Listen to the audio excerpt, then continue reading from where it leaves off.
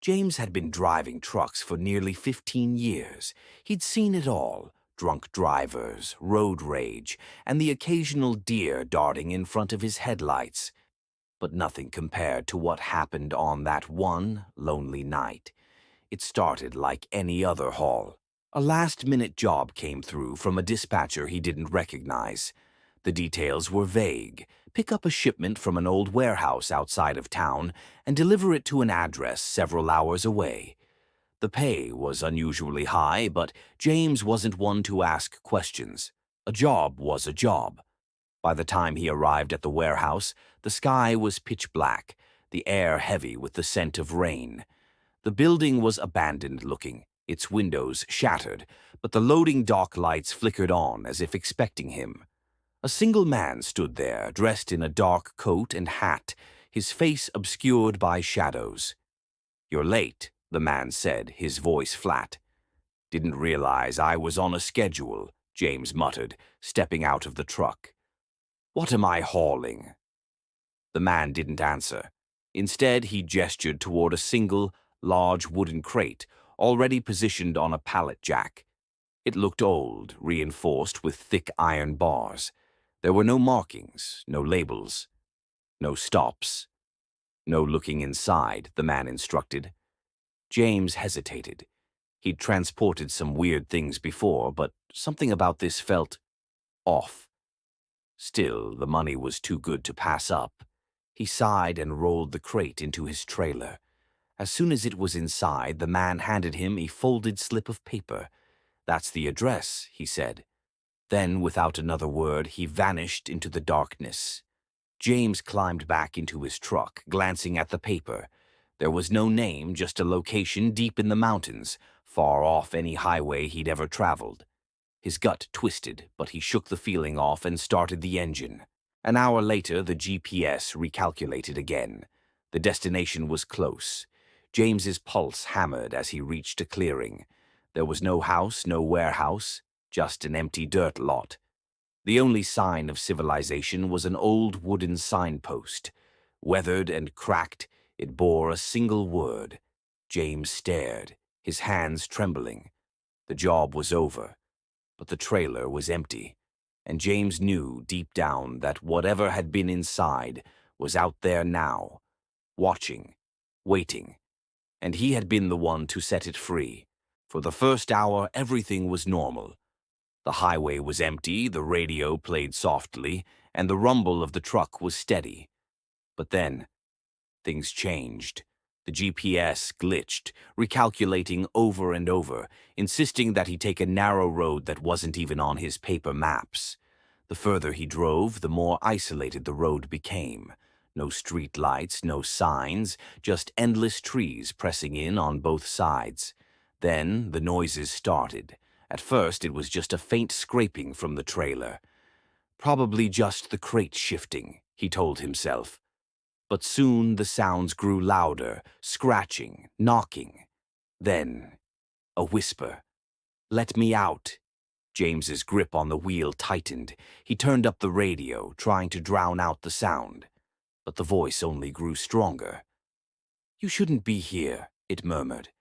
The truck lurched. It felt like something had slammed against the inside of the trailer. James's heart pounded as he checked his mirrors. Nothing. The road was still empty. Then the headlights flickered. He slammed on the brakes. Silence.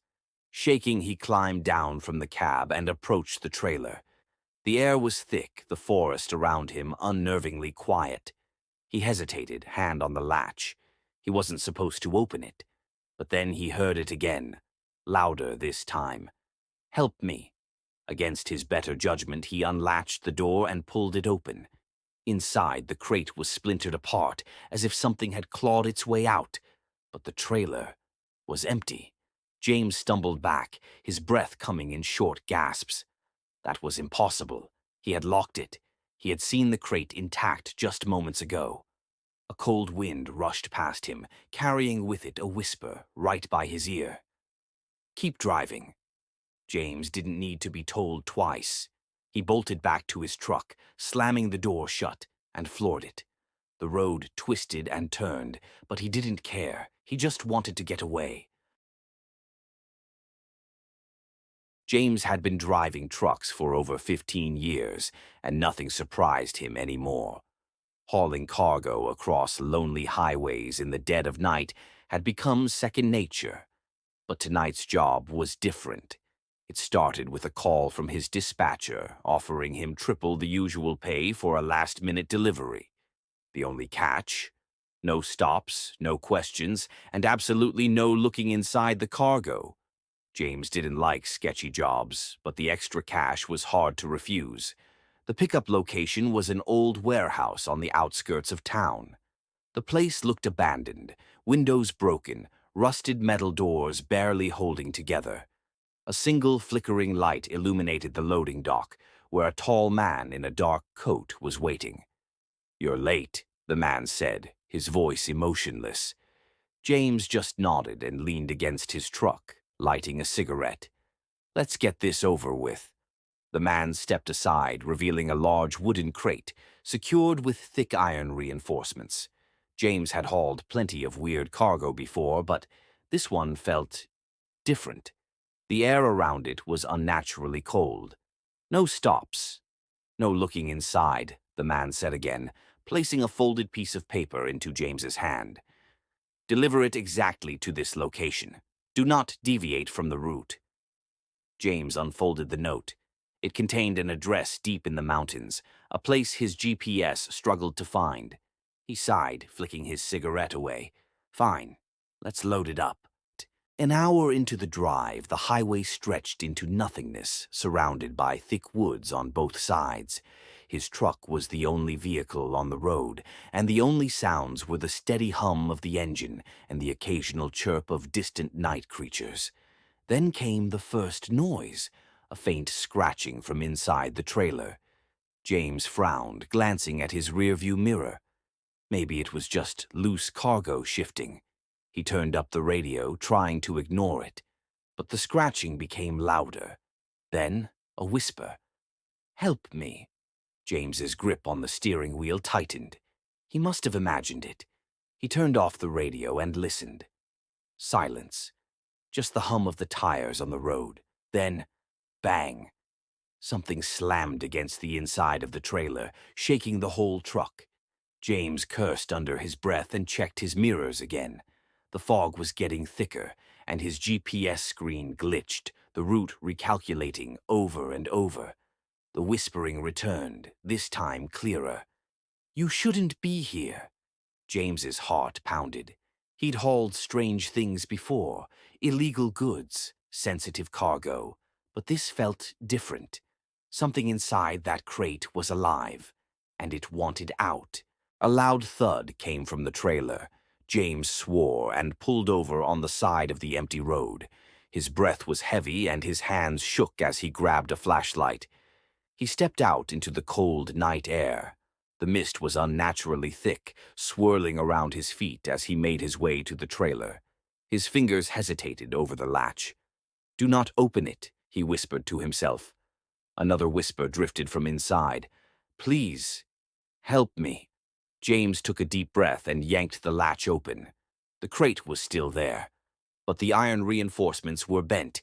Deep scratches ran across the wood. The lid was slightly open. He swallowed hard and lifted it. Inside was a corpse. A pale, lifeless man lay in the crate, his eyes open, his mouth frozen in a silent scream. His hands were clawed, his nails broken from trying to scratch his way out. Then, the corpse moved. Its eyes snapped to James. James stumbled back, his flashlight shaking. The dead man's lips moved, his voice a hoarse whisper. "Drive, now." James didn't need to be told twice. He slammed the trailer shut, locked it, and sprinted back to the driver's seat. As he started the engine, the radio crackled to life on its own. Static. Then a voice. "You looked inside." James's blood ran cold. The truck shuddered violently. The fog outside thickened, shapes moving within it. His headlights flickered. Then the crate inside the trailer exploded open. A shadowy figure crawled out, its twisted limbs bending unnaturally. The whispering grew louder, turning into a chorus of screams. James slammed on the gas. The truck roared forward, tearing down the highway at breakneck speed. But the whispers followed. "You shouldn't have looked. You shouldn't have looked." His GPS screen finally stabilized. The destination was just ahead. James's heart pounded as he pulled into an empty clearing. No buildings, no signs of life, just a dirt lot surrounded by thick trees. In the center stood an old wooden sign. The paint was chipped, but he could make out one word. James swallowed hard. The whispers had stopped. The mist was gone. Slowly he stepped out of the truck and opened the trailer. The crate was gone. The claw marks remained. But the cargo, whatever it had been, had vanished. A gust of cold wind rushed past him, carrying a final whisper. James never took another job like that again. But sometimes, on long, empty highways, he still hears the whispers in the wind, and he never drives at night anymore. James Red Dalton had been a truck driver for over 20 years. He had seen it all: storms, landslides, robbers, even things he couldn't explain. But nothing compared to that night. That evening he took a high-paying, urgent delivery. The job came with strict instructions. Do not stop until you reach your destination, and most importantly, do not turn back. A strange request, but the money was too good. James checked his GPS and started his route.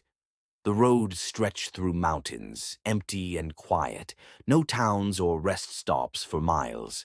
A thin mist clung to the ground, swirling in the truck's headlights. The first hour passed uneventfully. The second hour, the same. But in the third hour, something changed. James noticed something unusual. A red sedan, old and rusted, sat on the shoulder with its hood open. A man stood next to it, waving. James hesitated. He didn't like stopping at night. But there was something off about the way the man waved. The movement was stiff, repetitive, like a broken puppet. He drove past. 15 minutes later, he saw it again. The same red sedan, the same open hood, the same man. James felt the hair on his arms rise. That's impossible, he thought. The road was straight, no loops. How was he back? He pressed the gas. But 20 minutes later, the car appeared again. James tried everything. He sped up. The red sedan still returned. He slowed down. It was still there. Then he saw something that made his blood run cold. In the back seat of the red sedan was a woman. Her skin was pale, her eyes pitch black, her face frozen in a lifeless stare. She sat perfectly still. James gripped the wheel tightly. This wasn't déjà vu. This was worse. He tried using his CB radio. No signal. He tried making a U-turn. 15 minutes later, he was back at the red sedan. Inside his truck, the air felt heavy, like something was watching. Then everything changed. The next time James saw the red sedan, the man who had been waving was staring at him. And this time, he was smiling. A grin that was too wide, too many teeth. James screamed and yanked the wheel to the right, veering off-road. The truck rattled violently, but he didn't care. When he made it back to asphalt, the red sedan was gone. The road ahead was different. He saw streetlights, civilization. He was out. After delivering his cargo, James never spoke about that night. But before sleeping, he checked his GPS. His route had never gone through the mountains. No record of that road. And worse, on the back window of his truck, there was a long, thin handprint. From that night on, James never drove alone at night again, because he knew something was still waiting.